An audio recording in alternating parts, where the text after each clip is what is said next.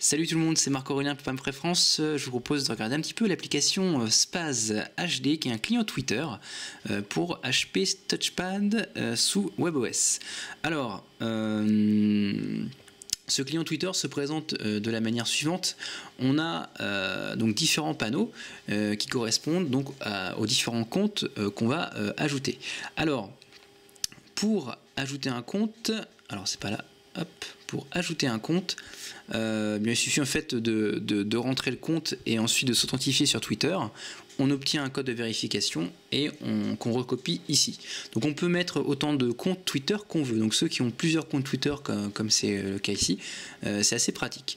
Donc tous vos comptes Twitter sont affichés, donc que ce soit home, mention ou message, sont affichés sur 3 panneaux différents. Et là j'ai mes 2 comptes qui sont sur 6 panneaux. Ensuite, au niveau des préférences, on va pouvoir donc gérer la taille de la police. Et donc là, c'est écrit assez gros sur le touchpad, donc c'est assez sympathique. Après, on peut gérer donc différentes actions. Qu'est-ce qui se passe quand on tape ou quand on maintient appuyé sur un tweet. Et donc après, donc différentes options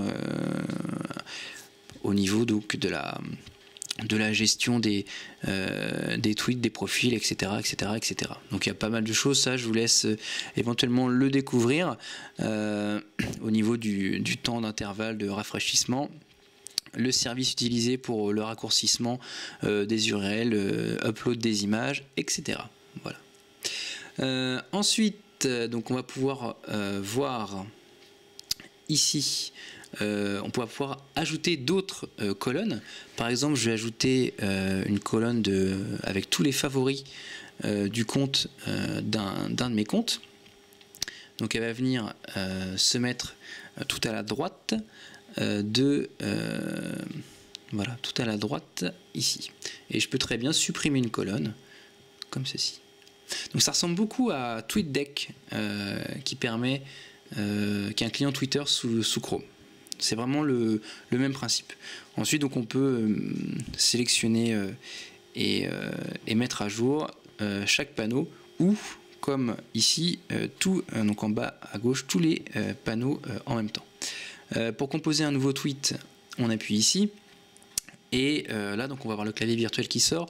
On va pouvoir sélectionner le compte avec lequel on veut parler, commencer à taper.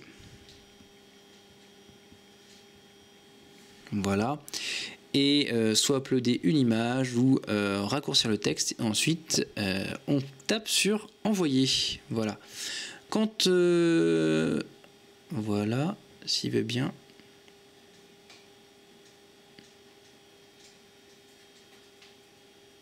Voilà. Ensuite, quand on a un tweet qui nous intéresse, on va pouvoir taper dessus.